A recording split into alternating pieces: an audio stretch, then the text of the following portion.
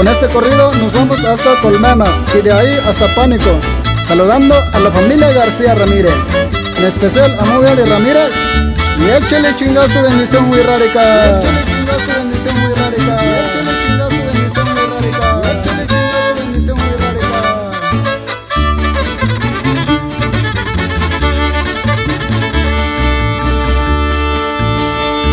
El cartel con mis manos defiendo, así me entretengo, me gusta el trabajo. Con mi cuerno me lanza granadas, chaleco antibalas ajustado al pecho. Yo cumplo las órdenes del jefe, 24/7 al pendiente. La lealtad para mí es prioridad, así solo llegan los billetes.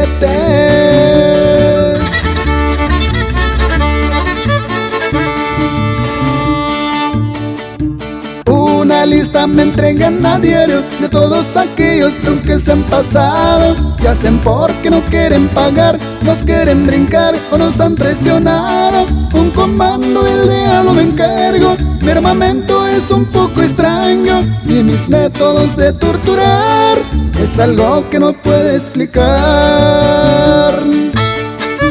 También mando saludar con respeto y con cariño para la familia de la Cruz García y Díaz de la Cruz, para en especiales Checo y Alex y el Chevy.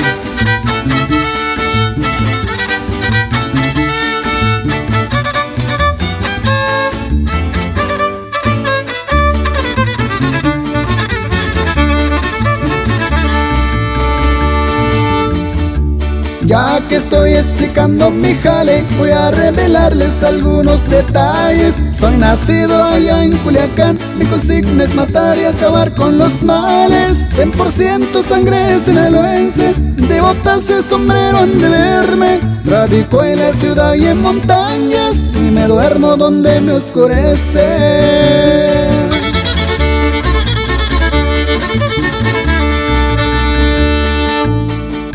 Me despido con un hasta luego y una veladora en honor a la muerte. Mi nombre lo dejo entre las sombras, pero en el corrido pueda que lo encuentre. A mí me teme hasta el mismo diablo, no se animan a llegarme frente. Y si un día me quiere llevar, a balazos lo rendo en caliente.